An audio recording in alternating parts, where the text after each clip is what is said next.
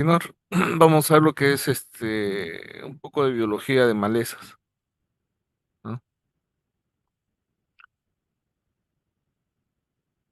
Bueno, las malezas, como todo ser vivo, ¿no? Tiene ciertos comportamientos, y esto lo vamos a llamar estrategias de crecimiento,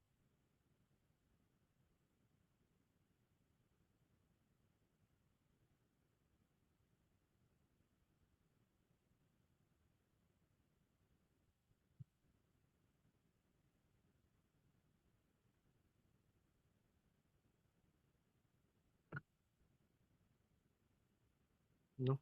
Entonces, en términos generales, pues para una maleza, la cantidad de material vegetal, ¿no? que puede generarse en un área determinada, ¿no? O un área, mejor dicho, está determinada pues por dos factores externos principales, ¿no? Lo que es el estrés y lo que es el disturbio. Entonces, el estrés en términos generales es cualquier fenómeno que va a limitar la productividad. Puede ser, por ejemplo, una sequía, un exceso de radiación, una remoción de, una siega, ¿no? Una remoción de parte vegetal, etcétera. Perdón, ¿no? Y el disturbio es una reducción de la masa por cualquier motivo. Puede ser porque viene alguien y una vaca, por ejemplo, y se lo come, ¿no? O un insecto, o la ciega, perdón, ¿no? El otro el disturbio. Bueno, entonces, según eso, ¿no? Combinando lo que es el disturbio y el estrés, se generan lo que son las estrategias de crecimiento de las plantas, ¿no? Y se puede hacer en un cuadrito, ¿no? Como el que está acá, ¿no? De dos dimensiones en donde por un lado tenemos la intensidad del disturbio, ¿no? Que es este acá, es alto bajo, o la intensidad del estrés, ¿no? Que es alto y bajo, ¿no? Bueno, si el disturbio es alto y la intensidad del estrés es alto, bueno, se produce la muerte de la planta, ¿no? Bueno, aquí dice estrategias, la muerte no es la estrategia de nadie, pero bueno, ¿no? Ustedes entienden, ¿no? Entonces, si tienen esto de acá, se produce la muerte, ¿no? De la planta. En cambio, si la intensidad del disturbio es bajo, o sea, la remoción es baja, pero los factores que lo condicionan son altos, tenemos plantas que se comportan como tolerantes al estrés. En cambio, si el disturbio es alto y el estrés es bajo, tenemos una estrategia llamada ruderales. Y si el disturbio es bajo y el estrés es bajo, tenemos una estrategia de plantas competidoras. ¿Sí? Muy bien. Entonces, para cada una de las estrategias, ¿no? Salvo la muerte, tenemos, por ejemplo, la de ruderales, ¿no? Que es disturbio alto y estrés bajo, ¿no? Y acá se ubican pues aquellas especies de malezas, o las que consideramos malezas, agrícolas, más exitosas, ¿no? ¿Y qué características tienen? Pues que tienen típicamente, pues como dice acá, tasas de crecimiento rápido, muy rápido, y dedican más recursos a la reproducción. Entonces, son aquellas malezas que ustedes ven que crecen y al poco tiempo, nomás un mes, inclusive a semanas, dependiendo, ¿no? Ya están produciendo flores y botando semillas. También tienen poca competencia con otras plantas con recursos. Se supone que son sitios pues donde hay abundancia de recursos, ¿no? Por ejemplo, cuando ustedes fertilizan o riegan, ¿no? Entonces hay disponibilidad de recursos. Y generalmente son plantas, pues, como dice, efémeras anuales, son plantas de vida corta, 2, 3, 4 meses, ¿no? Y por lo general son estados tempranos de sucesión, ¿no? O sea, son las primeras malezas que ustedes encuentran cuando ustedes preparan un terreno y siembran, son las primeras malezas que aparecen y bueno, y desaparecen rápido después de ¿no? De botar semilla. Y si ustedes no hacen un control efectivo, vuelven a aparecer, ¿no? Al poco tiempo, la siguiente generación. Y así.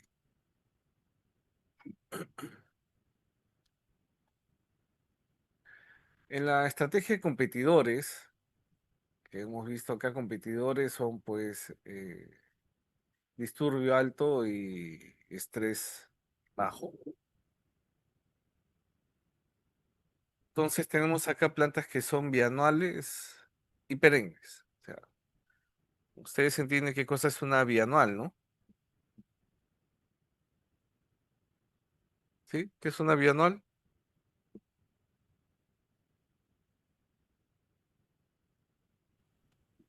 Planta que produce 2 veces al año. Ah, perdón, no, estoy muy bajito, no te escuché. Un cultivo que produce 2 veces al año. Ya, bueno, no necesariamente es cultivo, ¿no? Cualquier planta Mm. que cumple su ciclo de vida en 2 años, ¿ya? O en más de un año. Bueno, el típico ejemplo es la cebolla, ¿no? La cebolla el primer año ustedes siembran de semilla, sale la planta, va a vegetar, ¿no? Se forma el bulbo, salen las hojas y vegeta, ¿no? Pasa el año, ¿no? O sea, en condiciones naturales es una planta que pasa el invierno, ¿no? Bajo la nieve, etcétera. Y el siguiente año rebrota de bulbo y produce semilla, ¿no? O sea, va a florear el próximo año y va a emitir semilla y ahí nomás muere, ¿no? Pero ya emitió semilla. Tal vez ustedes han visto algún video en algún momento sobre siembras mecanizadas y de repente han visto ahí sembradoras de bulbos, ¿no? Se están sembrando bulbos de cebolla. Pero eso no es una siembra comercial para obtener cebollas, ¿no? Para consumir.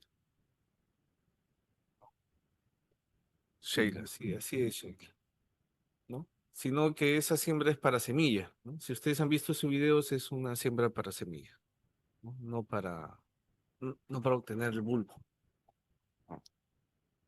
Muy bien, entonces, estas son pues anuales y perennes, ¿no?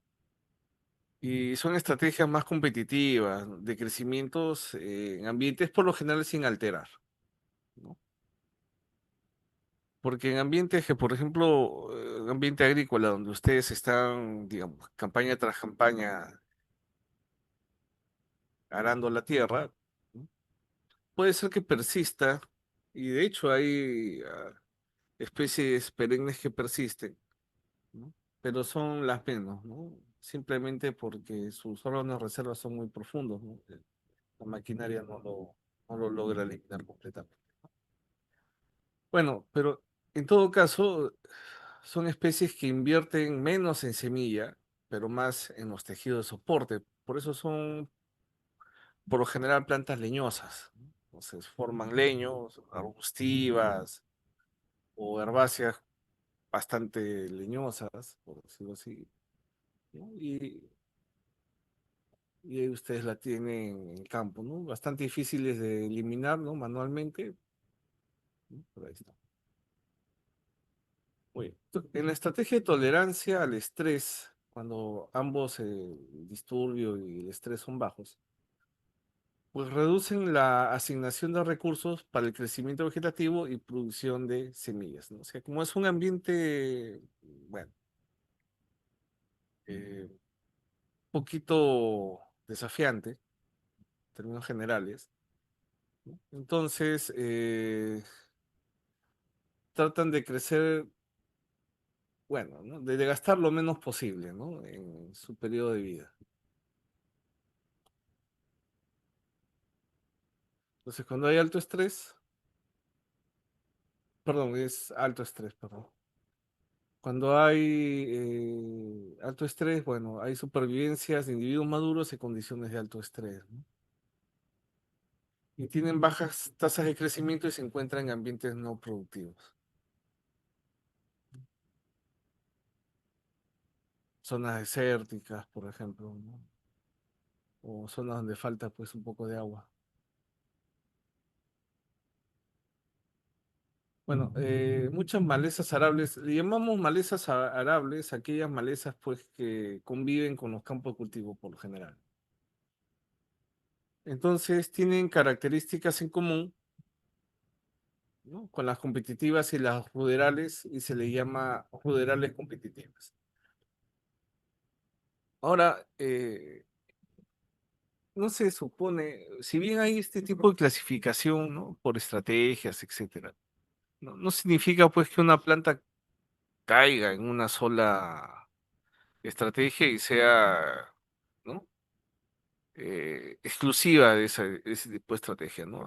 Puede haber individuos que, de acuerdo a la zona de crecimiento y ciertas características o cómo respondan a las condiciones, puedan tener, ¿no?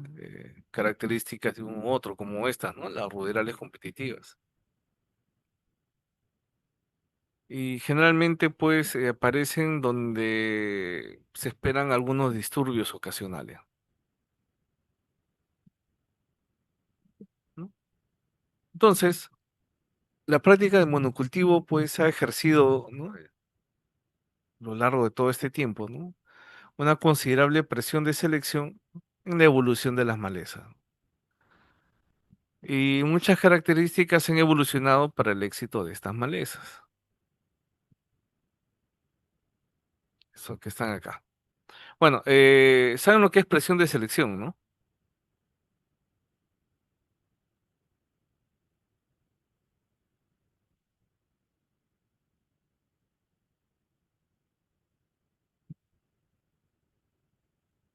¿Nadie?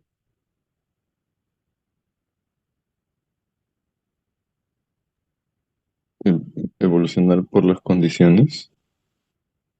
¿Mm? Con- O sea, este, por como la selección natural o algo así. Ya. La presión de selección se refiere a la intensidad que pueda tener un individuo, ¿no? Bajo las condiciones ambientales, que genere, pues, como dice, pues una selección, ¿no? De individuos más capaces, puede ser, ¿no? O más O sea, adaptados. como que desarrollaran rusticidad o algo así.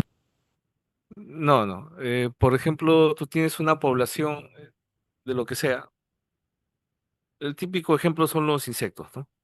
Tú tienes una población de insectos en un sitio y se comen lo que esté ahí. Y de pronto tú le echas un insecticida, ¿no? Lo que va a hacer es que se mueren los individuos más susceptibles y van a quedar los más tolerantes y después los resistentes, ¿sí? Si tú aumentas el número de aplicaciones o aumentas la intensidad de la dosis, la cantidad de la dosis, ejerces más presión sobre esa población. Entonces, primero caerán los muy susceptibles, luego los susceptibles, ¿no? Acuérdense que ¿no? La mortalidad básicamente es una S, ¿no? Donde la dosis va para allá y el porcentaje de mortalidad va acá, ¿no? Obviamente llega pues a 100%, ¿no? A 100% acá. Entonces, a dosis muy pequeñas empiezan a haber individuos que mueren, a dosis muy altas hay individuos que lo toleran, ¿no? Entonces, a medida que ustedes aumentan, ya bien sean la dosis o el número de aplicaciones, ¿no? Están simplemente, cada vez están eliminando los más, ¿no? Los más susceptibles y se van a quedar con los más resistentes, ¿no? Entonces, simplemente la velocidad con que eso ocurre, ¿no? Se debe pues a la dosis o al número de aplicaciones, ¿no? Eso se llama la presión de selección. Una presión de selección más alta en este caso es mayores dosis o aplicaciones más seguidas de un mismo producto, ¿no? Y una presión de selección baja es cuando ustedes, por ejemplo, cambian continuamente de la naturaleza del ingrediente activo, ¿no? Y por lo tanto, de repente, en esta zona hay individuos susceptibles, ¿no? A otros tipos de insecticida y bueno, va cambiando, ¿no? Y van logrando eliminarlo. Eso es la presión de selección. Entonces el monocultivo genera pues esta presión de selección, ¿no? Ahora, ¿qué características? Claro, ¿no? Porque de manera constante hay movimiento de tierra, como los cultivos conviven con, perdón, las malezas conviven con ciertos cultivos, entonces se genera, bueno, la presencia siempre de ciertas especies, etcétera.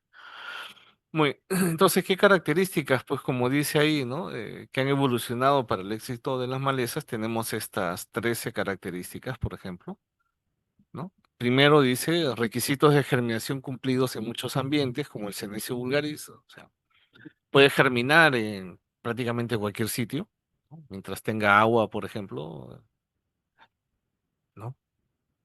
Germinación discontinua y longevidad de la semilla considerable, por ejemplo, en papaver, ¿no? En varias especies de papaver, ¿no? Estos son mecanismos, por ejemplo, ¿cuál es la palabra que se me fue?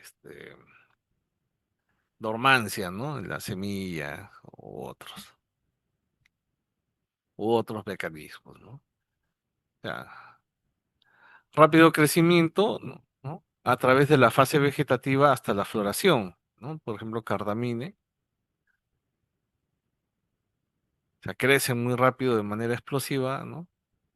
Y tratan de entrar muy rápidamente a floración. Producción de semilla en una amplia variedad de condiciones ambientales, ¿no? Por ejemplo, poa annua, se produce semilla básicamente todo el año. Producción continua de semilla tanto como las condiciones la permitan, Urtica urens, ¿no? ¿No?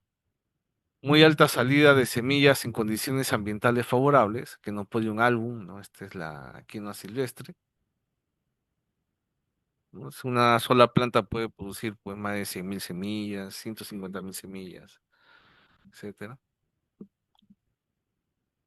Son autocompatibles, pero no completamente autopolinizantes, ¿no? O sea, pueden autofecundarse, ¿no? Pero no necesariamente es de esa manera estricta, ¿no? Poseen rasgos para dispersión de semillas a corta y larga distancia, por ejemplo, Gallium aparine. Corta y larga distancia, por ejemplo, tienen pues mucílagos en las semillas que se quedan pegados, ganchitos, etcétera, alas, ¿no? Cuando son de polinización cruzada, polinizadores no especializados o por el viento. Y son las gramíneas en general, ¿no? Simplemente corre el viento y ya están polinizándose, ¿no? Si es una especie clonal, tiene un crecimiento vegetativo vigoroso, ¿no? Y regeneración por fragmento, o sea, es muy fácil, ¿no? ¿No? Es muy fácil que cualquier parte vegetativa, tallo de la planta que caiga al suelo, ¿no? Genere pues una planta nueva. También, ¿no? Si es una especie clonal, tiene fragilidad en la fronda, lo que garantiza la supervivencia de la planta principal, ¿no? Por ejemplo, Taraxacum officinalis, o sea, las hojas o los tallos se rompen muy fácilmente, ¿no? Y eso permite pues una dispersión mucho más fácil pues vegetativamente, ¿no? Clonalmente. Presentan fuerte competencia interespecífica, ¿no? Por mecanismos especiales, por ejemplo, presentan aloquímicos, ¿no? Que le va a dar una ventaja competitiva, ¿no? A la especie para que se pueda asentar y prosperar, ¿no? En detrimento de otras especies. Y van a demostrar pues resistencia a los herbicidas a través de un número de mecanismos de resistencia, ¿no? Por ejemplo, el coquito cuando tú le aplicas grama china, ¿no? Los estolones simplemente se cortan, ¿sí? Ya no dejan que pase el herbicida hacia las estructuras de reserva.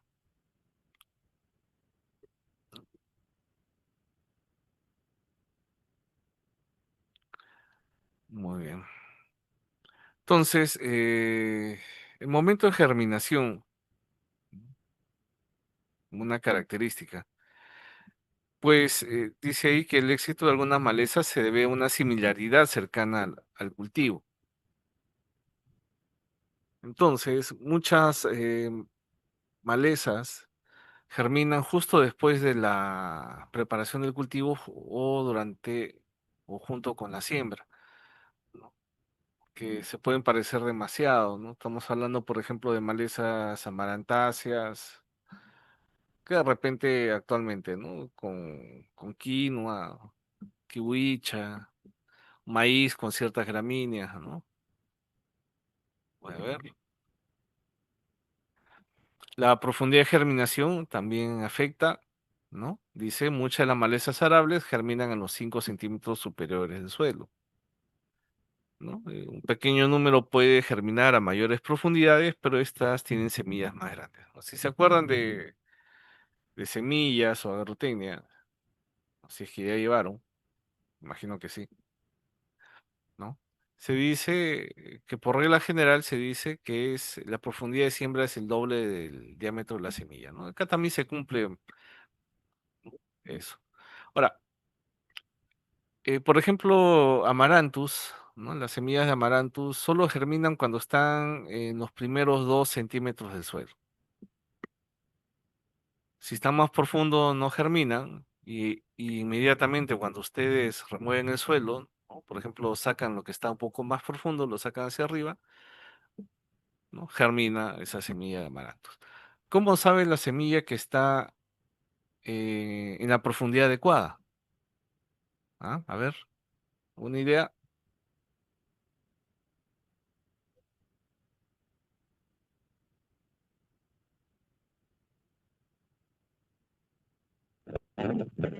Yo llego a una cantidad determinada de humedad. Perdón, te he escuchado con reverberación. ¿Qué decías? Yo llego a una cantidad determinada de humedad. ¿De humedad?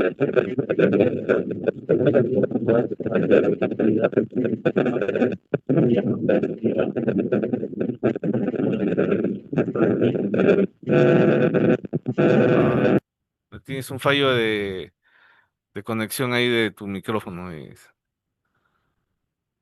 pura estática nomás, básicamente. Pero creo que te entendí al inicio, decías humedad. Dijo llegar a un cierto porcentaje de humedad, ¿no? No, humedad. ¿Alguien más otra idea?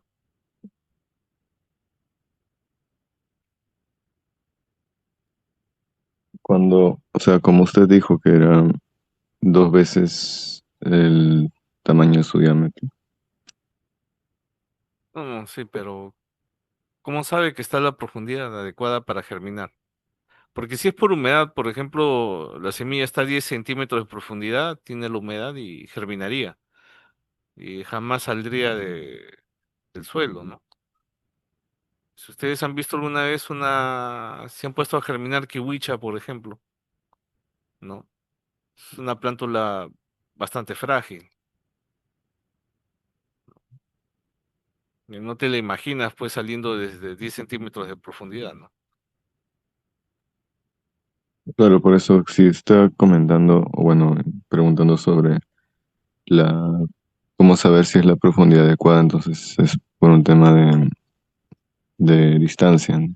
Y como dijo antes, lo ideal era 2 veces el diámetro. Entonces, No, fijarse uno que cumpla eso, ¿no?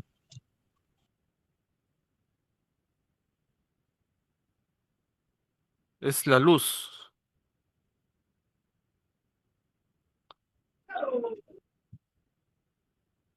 Sí. Luz. ¿Qué luz? Sí, profesor, iba a decir también algo con tal vez la iluminación o la cantidad de luz que le pueda llegar a la semilla. Puede Sí. ser. ¿Cuál? Eso es, pero ¿cuál? ¿Qué luz?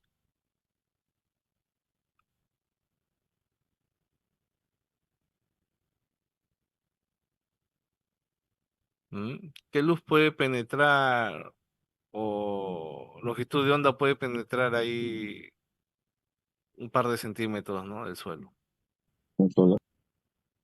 ¿no? Bueno, es infrarrojo, ya es luz infrarroja. infrarrojo lejano, ¿no? Entonces, cuando la semilla percibe pues que tiene infrarrojo lejano, no es que la perciba que tenga ojos, sino es que el infrarrojo lejano tiene que ver con la reducción del rubisco, ¿no? La enzima, la ribulosa, y eso dispara pues la germinación.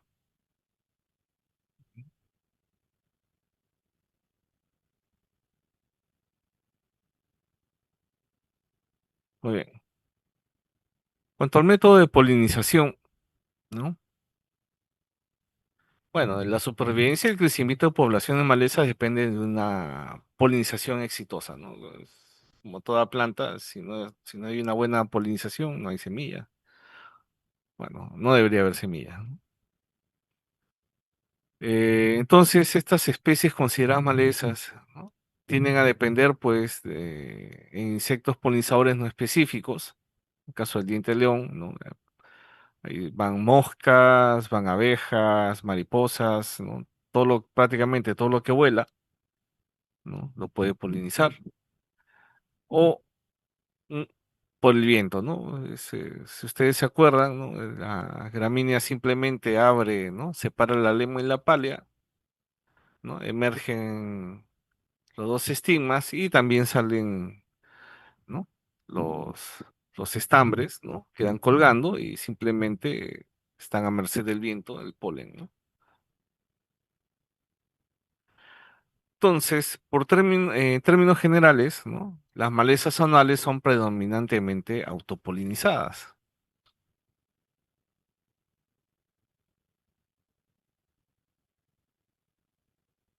Muy bien. El número de semillas, como ustedes ya saben, las semillas tienen dos funciones principales, ¿no?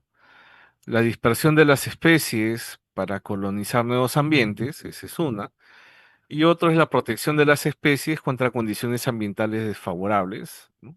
Vía latencia o dormancia, si ustedes quieren, ¿no? Sí.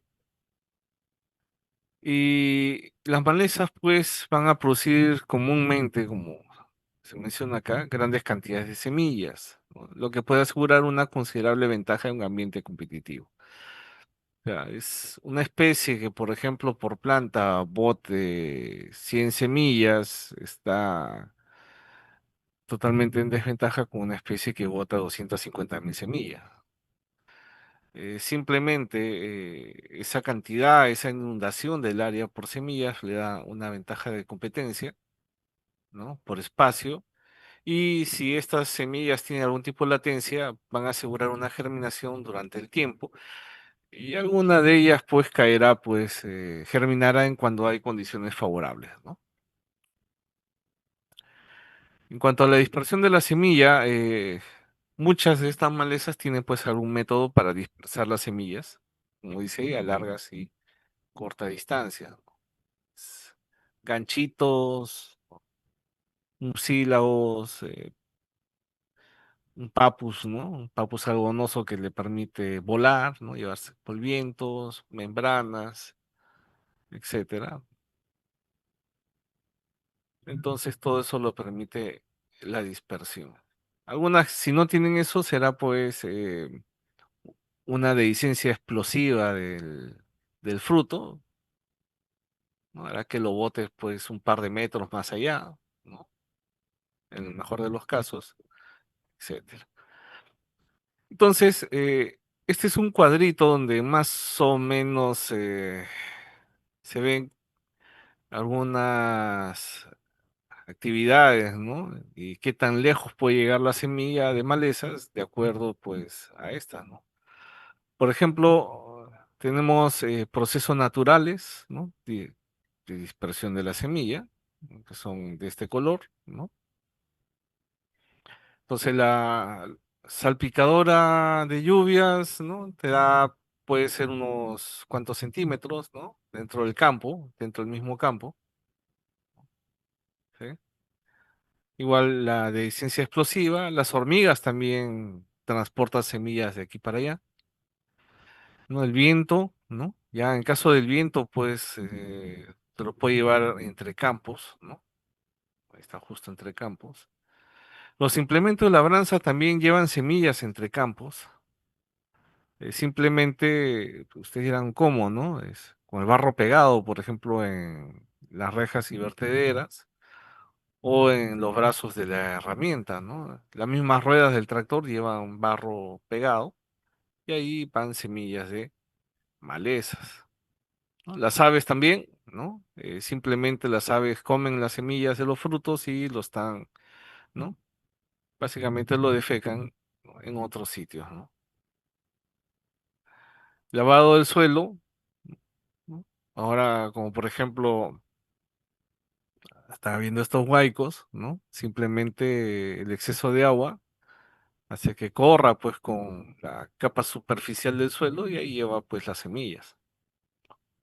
Ahora, el ganado que camina, no el ganado que está en establo, ¿no?, sino ganado eh, que se le hace pastar, ¿no?, en campos abiertos, te transporta semilla pues dentro del campo o entre campos, ¿no? Si es que lo haces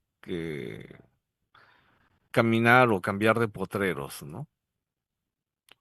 Tanto en las pezuñas que pueden tener barro pegado o en el pelo, ¿no?, que tiene pegadas semillas o en las heces.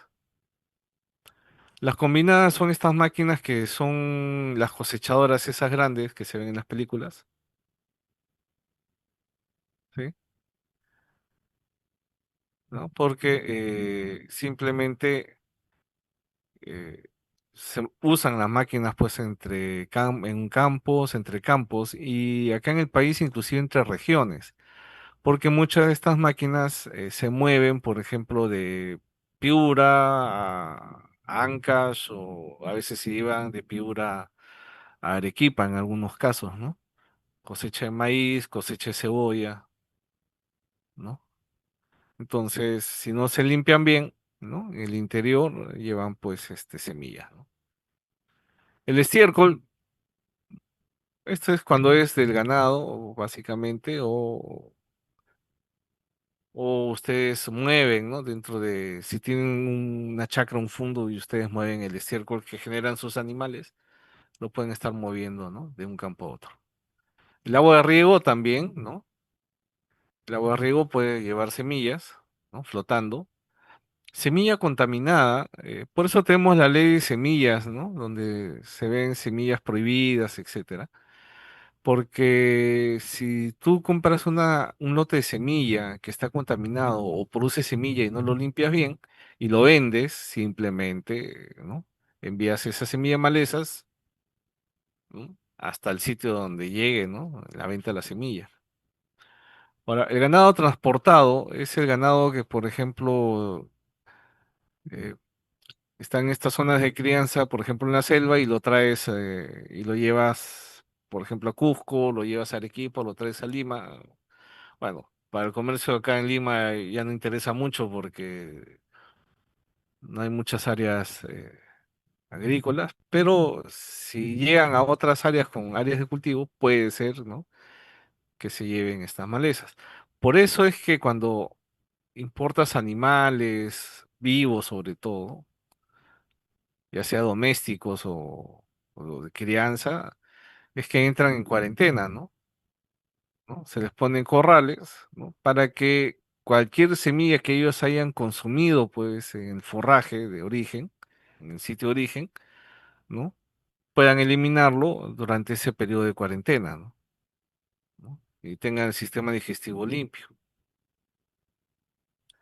Y el comercio de lana, pues también, ¿no? La lana, ustedes esquilan una oveja, ¿no?, que tiene un montón de semillas pegadas en la lana y dependiendo de cómo lo venden, lo llevan hasta entre regiones, ¿no? Muy lejos.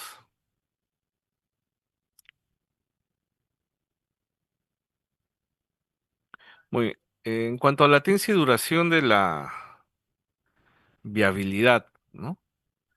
La totalidad de la población de semillas en un área dada es de gran significancia, ¿no? O sea, no es lo mismo pues tener en un área tener pues 1000 semillas que tener medio millón de semillas, ¿no?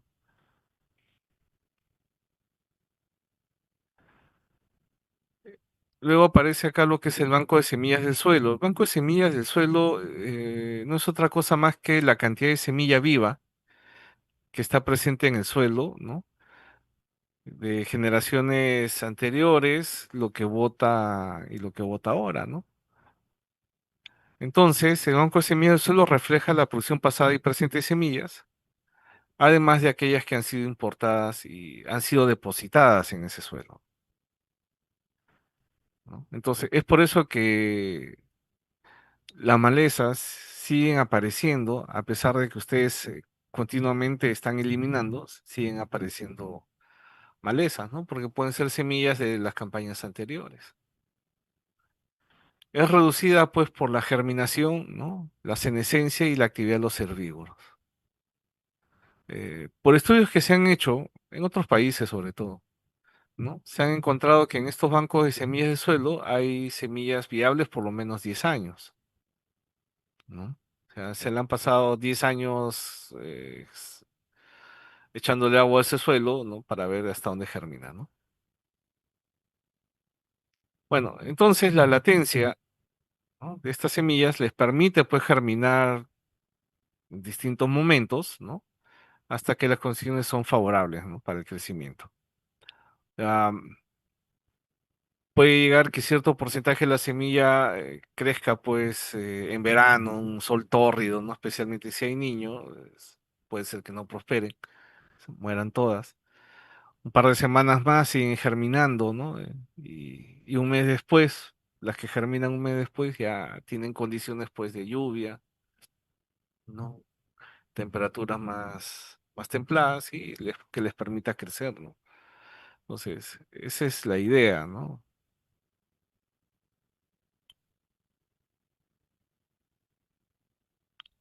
Ahora, esta latencia, dice ahí, puede ser ingrata, ¿no? Lo que contribuye a la periodicidad o puede ser inducida o forzada en semillas no latentes si las condiciones no son favorables, ¿no? Por ejemplo, innata es la semilla dura. ¿Han escuchado de semilla dura?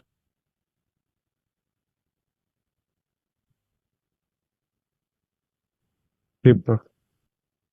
Ya. Entonces, la semilla dura, a medida que la semilla está en el suelo, la misma acidez del suelo, ¿no? O la opción de insectos u otros organismos, ¿no? Van a adelgazar esa testa y van a permitir la entrada de agua y aire, ¿no? Entonces va a germinar y eso es, como es una tasa distinta, ¿no? Para empezar, la testa es de distinto grosor en todas las semillas de una misma planta, por ejemplo. Y la tasa de erosión de esta testa también es distinta en todas las semillas, entonces germina en un periodo de tiempo muy largo, ¿no? Ahora, forzada, ¿no? En semillas no latentes y las condiciones no son favorables. ¿Ustedes han escuchado del trigo de invierno? El trigo de invierno es aquel trigo, pues, que se siembra en otoño y se la pasa, ¿no? Todo el año, todo el invierno bajo la nieve, ¿no? Necesita estar, pues, sus 2 o 3 meses bajo la nieve para poder germinar, ¿no? En este caso en primavera. Si no, no germina, ¿no? Plasticidad del crecimiento de malezas, simplemente esto se refiere al rápido ajuste fenotípico que tienen las malezas ante cambios ambientales, especialmente en contextos agrícolas, ¿no? Entonces, el grado que tienen para adaptarse a estas nuevas condiciones, ¿no? Se refiere. La ruta fotosintética también tiene eh, le da ciertas características a las malezas, ya que muchas de estas malezas siguen ruta C3 o C4, ¿no? Pues ya saben de qué es. La maleza C4 les da una ventaja fotosintética bajo condiciones de alto flujo de fotones, o sea, alta luminosidad, alta temperatura y una disponibilidad de agua limitada, como podría ser el norte del país, ¿no? Piura, Tumbes.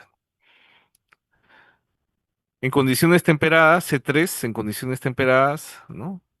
De bajas temperaturas, ¿no? O temperadas, un flujo de fotones no tan alto y menos limitaciones de agua, ¿no? Podría ser la sierra, costa central, costa sur, por ejemplo, ¿no? Para plantas C3. Ahora, si ustedes están, por ejemplo, en el norte del país, en Piura, y tienen un cultivo C3 y una maleza C4, en esas condiciones la maleza tiene una ventaja de crecimiento frente al cultivo C3, ¿no? En esas mismas condiciones, si tiene un cultivo C4 y una maleza C3, su cultivo C4 va a tener ventaja. Y si tiene un cultivo C3, C3, en esas condiciones ambos van a sufrir, ¿no? Entonces, condiciones temperadas es lo mismo, ¿no? Condiciones temperadas, un cultivo C3 tiene una ventaja de crecimiento frente a, ¿no? Una maleza C4. Si es cultivo C4, C3, la maleza va a tener, ¿no? Una ventaja, y si ambos son C3, bueno, van a crecer, van a competir fuertemente, ¿no? Entonces, si vemos acá, esta es la lista de las 10 peores malezas que hay a nivel mundial, y vemos que salvo dos, ¿no? Eichhornia crassipes, que es una planta acuática, ¿no? Una flotante, y que en Podium album, ¿no? Son C3, ¿ya? De esta de acá, salvo Imperata cilíndrica, la agraria tiene todas las demás, ¿no? O sea, tenemos 9, o teníamos 9 de las 10 peores malezas del mundo en la universidad, ¿no?